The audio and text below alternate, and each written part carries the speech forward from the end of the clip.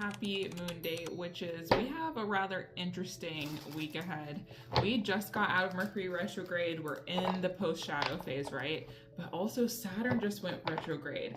And there's this energy that's really illuminated about the truths that were revealed in Mercury retrograde. It's almost like the karmic cycle of completion with Saturn retrograde is happening. So the full coming of like seeing truth in what happens next, right? Seeing truth in the decisions we make from that place, not only ourselves, but also the decisions others make from that place.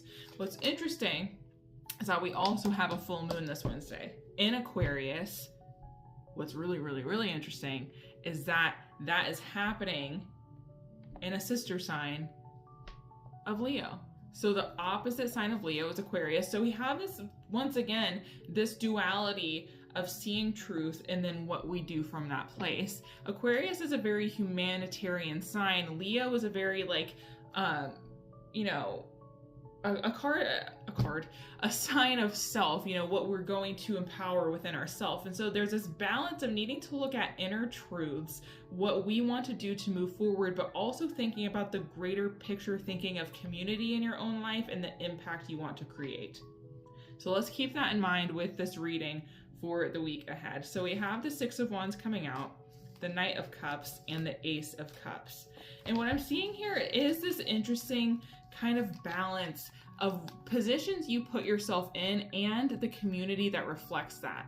The warrior that comes back from battle doesn't come back just himself, right? He doesn't come back and is isolated. They come back and they're celebrated by those who see the warrior for who they are, see the work that they put in, see the effort, and they value that. The Knight of Cups, the cup wasn't just something that magically appeared in its hand, it was something that was given. You're being asked to think about this next week, positions that you're in and how you got there.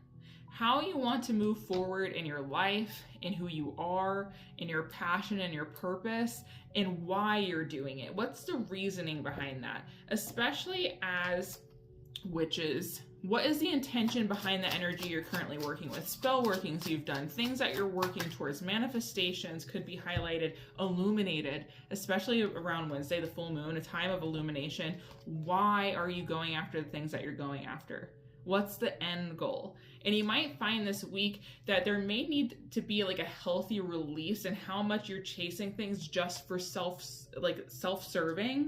And of course, doing a bit of that healthily, but releasing if there's any excess and making room for how this can actually benefit, you know, those that you care about.